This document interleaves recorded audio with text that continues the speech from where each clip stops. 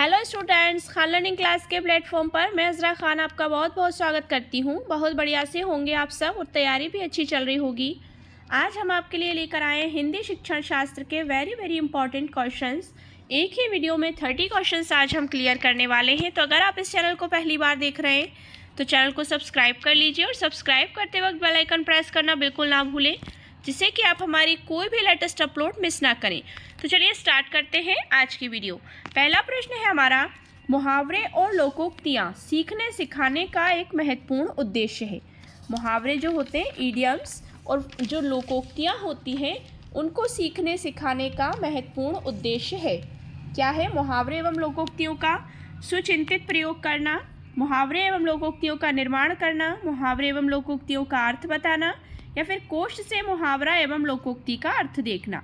सो right answer हो जाएगा इसका ऑप्शन नंबर ए, मुहावरे एवं लोकोक्ति का सुचिंतित प्रयोग करना। ऑप्शन ए इसका राइट आंसर हो जाएगा। नेक्स्ट क्वेश्चन है, तपस्या 7वीं कक्षा में विभिन्न संदर्भ में पृथ्वी, वसुधा और भूमि शब्दों को प्रयोगों की तरफ बच्चों का ध्यान आकर्षित करती है। तपस्या 7वीं कक्षा में विभिन्न संदर्भ में पृथ्वी, वसुधा, भूमि शब्दों के प्रयोगों की तरफ बच्चों का ध्यान आकर्षित करती है।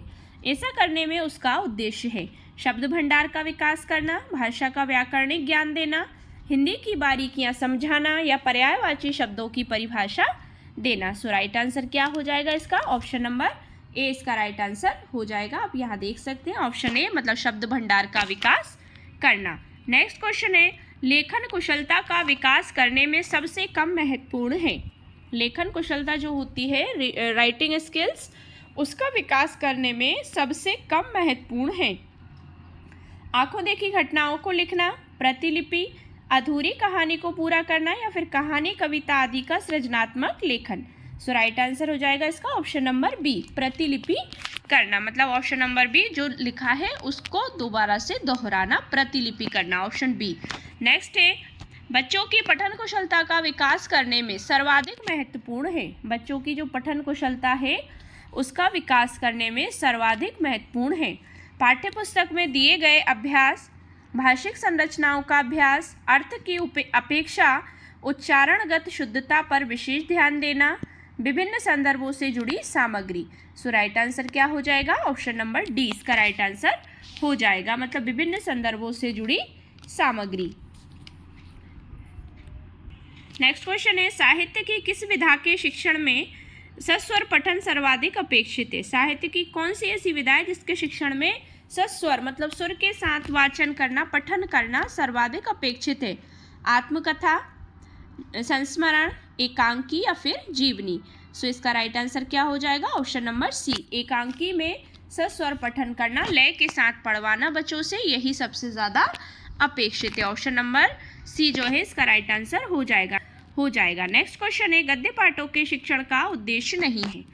समृद्ध भाषा प्रयोगों के उदाहरण प्रस्तुत करना, समस्त गद्य विधाओं का पूर्ण ज्ञान देना, भाषा संरचना की समझ बढ़ाना, या फिर विभिन्न प्रकार की भाषिक प्रयुक्तियों का परिचय देना। सो राइट आंसर क्या हो जाएगा इसका? ऑप्शन नंबर बी, समस्त गद्य विधाओं का पूर्ण ज्ञान देना गद्य पाठों शिक्षण का उद्देश्य नहीं है।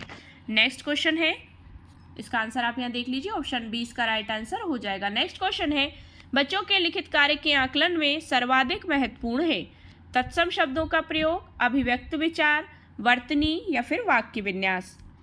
सो राइट आंसर क्या हो जाएगा इसका? ऑप्शन नंबर बी, अभिव्यक्त विचार। मतलब बच्चों का जो लिखित कार्य का आकलन करवा सकते हैं तो बच्चे कैसे अपने विचार व्यक्त कर रहे हैं उस चीज़ों को सबसे ज़्यादा महत्वपूर्ण रूप से देखा जाता है। सो ऑप्शन बी इसका राइट आंसर हो जाएगा। नेक्स्ट क्वेश्चन है, भाषा में आकलन संभव है केवल गतिविधियों द्वारा, सीखने सिखाने की प्रक्रिया के दौरान अवलोकन द्वारा, केवल परीक्षाओं द्वारा, या केवल परियोजना कार्य द्वारा। सो ऑप्शन नंबर बी, सीखने सिखाने की प्रक्रिया के दौरान अवलोकन द्वारा भाषा में आकलन संभव है। सो ऑप्शन बी इसका राइट आंसर हो जाएगा। नेक्स्ट क्वेश्चन है, कोई एक भाषा लिपि या लिपियों में लिखी जाती है, हाँ उसमें थोड़ा फेरबदल हो सकता है। 3, सभी, सीमित, या फिर एक। कोई एक भाषा लिपि या लिपियों में लिखी जाती है तो कितनी? देखते हैं ऑप्शन नंबर बी, सभी लिपि या लिपियों में लिखी जा सकती है, उसमें थोड़ा सा फेरबदल हो सकता है। सो ऑप्शन बी जो है वो इसका राइट आंसर हो जाएगा। नेक्स्ट क्वेश्चन है, साधारण तौर पर शिक्षक ये समझते हैं कि बच्चों को लिखना तब सिखाना चाहिए जब उन्हें वर्गों की पहचान हो जाए। यह विचार पूरी तरह से अवैज्ञानिक है, सही एवं स्वीकार्य है, वैज्ञानिक है या फिर बाल स्वभाव के अनुकूल है।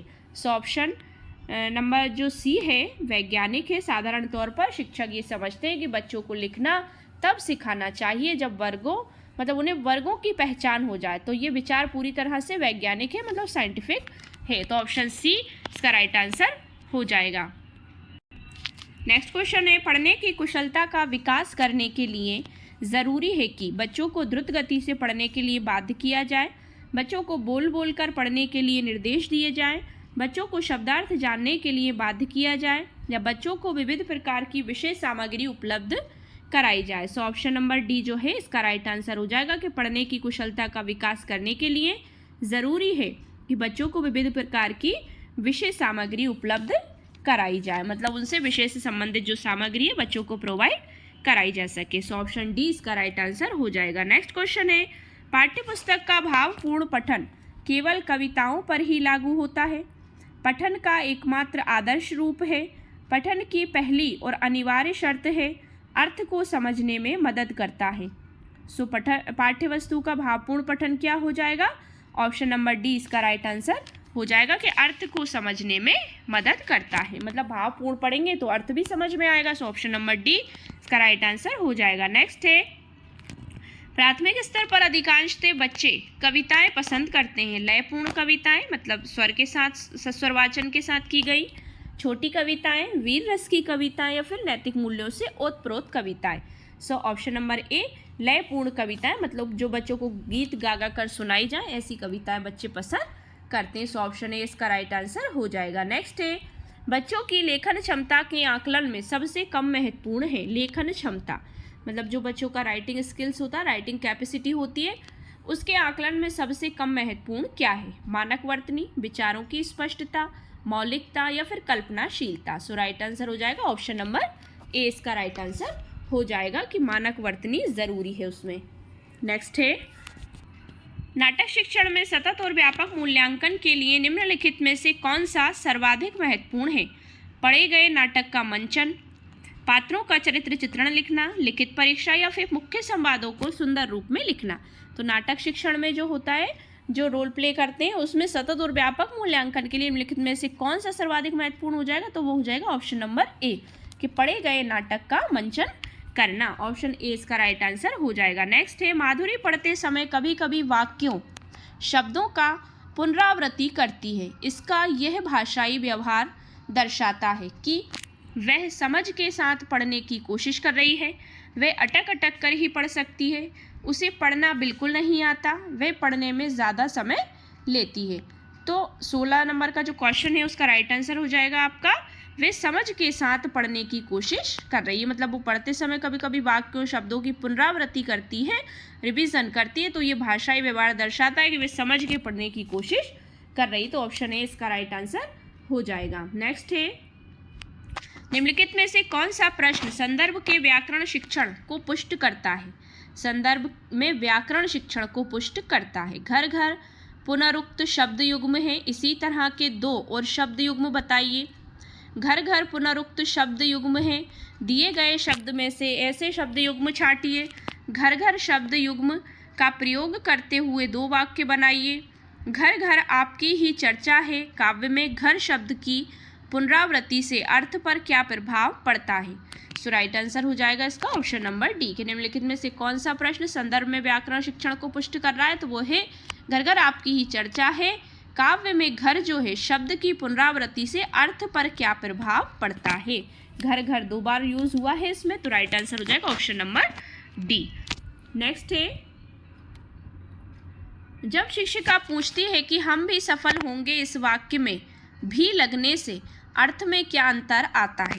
तो इसका आशय है कि शिक्षिका बच्चों को अवलोकन क्षमता के अवसर देना चाहती है, भाषा की बारीकियां समझाना चाहती है, व्याकरण सिखाना चाहती है, फिर परीक्षा के लिए तैयार करना चाहती है। सो ऑप्शन नंबर बी जो है वो इसका राइट आंसर हो जाएगा कि भाषा की बारीकियां सिखाना चाहती है कि कब कौन सा शब्द ऐसा है जो लगने पर उसका अर्थ में परिवर्तन हो जाता है। सो ऑप्शन बी इसका राइट आंसर हो जाएगा। नेक्स्ट है, लेखन कौशल से संबंधित नहीं है। विषय वस्तु को स्पष्ट व तार्किक रूप से संगठित करना, लेखक को या लेख को कुशलता पूर्वक लिखना, लेख जो मतलब आपने लिखा है, जो पैराग्राफ आपने लिखा है उसको कुशलता पूर्वक लिखना, व्याकरण का सही उपयोग या विचारों के बीच संबंध स्थापित ना करना। सो राइट आंसर क्या हो जाएगा इसका? ऑप्शन नंबर डी इसका राइट आंसर हो जाएगा कि विचारों के बीच संबंध स्थापित ना करना, यह लेखन कौशल से संबंधित नहीं है।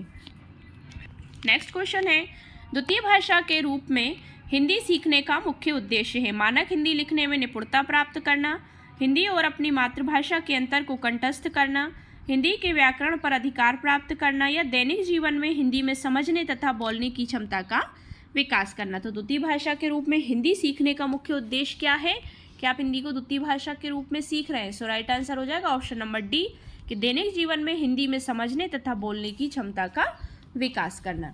नेक्स्ट क्वेश्चन है, उच्च प्राथमिक स्तर पर भाषा सीखने को प्रभावित करता है।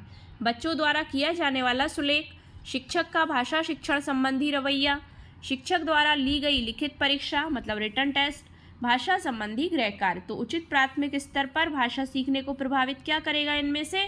तो वो हो जाएगा आपका ऑप्शन नंबर बी, शिक्षक का भाषा शिक्षण संबंधी रवैया के भाषा शिक्षण से संबंधित शिक्षक किस तरह से बिहेवियर रखता है।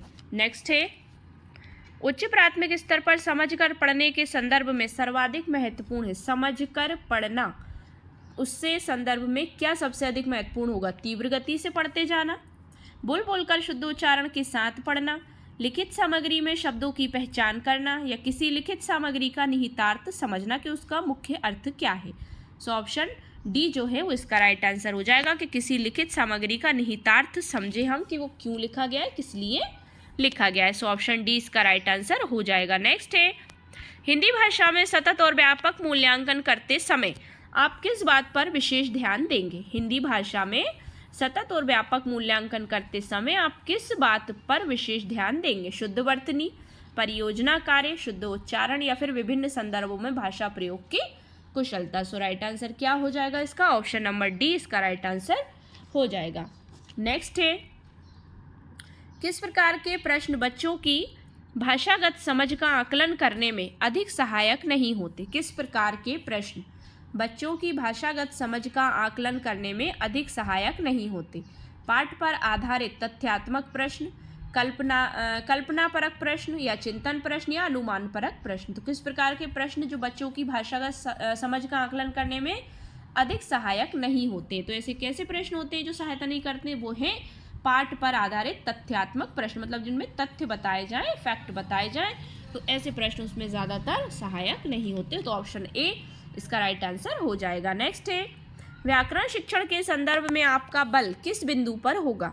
व्याकरण के नियमों की सैद्धांतिक विवेचना पर, व्याकरण के व्यावहारिक पक्ष पर, व्याकरणिक कोटियों की पहचान पर, या व्याकरणिक नियमों को कंठस्थ करने पर। सो राइट आंसर हो जाएगा ऑप्शन नंबर बी कि व्याकरण शिक्षण के संदर्भ में आपका बल किस बिंदु पर होगा? तो आपका बल होगा ऑप्शन नंबर बी, व्याकरण के व्यावहारिक पक्ष पर। नेक्स्ट है, आप यहाँ देख सकते हैं ऑप्शन बी इसका राइट आंसर हो जाएगा। नेक्स्ट क्वेश्चन है, व्याकरण की समझ को संदर्भ परक प्रश्नों के माध्यम से आंकना।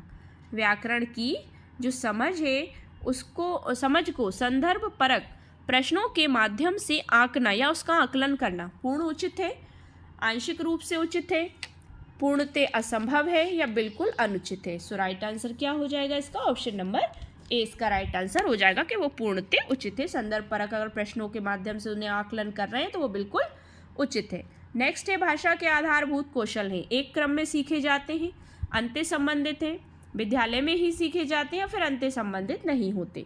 सो राइट आंसर हो जाएगा इसका ऑप्शन नंबर बी कि अंत्य संबंधित होते हैं। भाषा के जो आधारभूत कौशल हैं वो अंत्य संबंधित होते हैं। नेक्स्ट क्वेश्चन है, मौन पठन का मुख्य उद्देश्य है सतही ढंग से पाठ खत्म करना, मतलब सतही जो ढंग होता है सिस्टमैटिक, गहन अर्थ ग्रहण करना, बिना बोले पढ़ने की कुशलता का विकास करना, या शांति के साथ पढ़ना। सो राइट आंसर क्या हो जाएगा इसका? ऑप्शन नंबर बी इसका राइट आंसर हो जाएगा कि गहन अर्थ के साथ पढ़ना मौन पठन का मुख्य उद्देश्य है। अगर हम मन ही मन में पढ़ रहे हैं तो हमें उसका गहन अर्थ भी ग्रहण करना चाहिए। नेक्स्ट है, पढ़ने की प्रक्रिया में सर्वाधिक महत्वपूर्ण है वर्णमाला का क्रमिक ज्ञान, शब्द को पढ़ने की कुशलता, वाक्यों को पढ़ने की कुशलता या पढ़ी गई पाठ्य वस्तु का अर्थ ग्रहण करना। सो राइट आंसर क्या हो जाएगा इसका? पढ़ने की प्रक्रिया में सर्वाधिक महत्वपूर्ण है तो वो हो जाएगा आपका ऑप्शन नंबर डी, पढ़ी गई पाठ्य वस्तु का अर्थ भी ग्रहण किया जाना चाहिए। ये क्या है? पढ़ने की प्रक्रिया में सर्वाधिक महत्वपूर्ण है। आज की वीडियो का हमारा लास्ट क्वेश्चन है, लिखना एक तरह की बातचीत है, एक यांत्रिक कौशल है, अत्यंत जटिल कौशल है या पढ़ने के बाद सीखा जाता है। सो राइट आंसर क्या हो जाएगा? ऑप्शन नंबर ए, एक तरह की बातचीत है। लिखना क्या है? एक तरह की बातचीत ही है। तो ये थी हमारी 30 क्वेश्चंस की क्लास। आई होप सो आपको वीडियो पसंद आया होगा। अगर वीडियो पसंद आया हो तो वीडियो को लाइक शेयर करें, चैनल को सब्सक्राइब कर लीजिए और बेल आइकन प्रेस करना बिल्कुल ना भूलें, जिससे कि आप हमारी कोई भी लेटेस्ट अपलोड मिस ना करें। Thanks for watching my video and see you again with the next video. Thank you so much once again.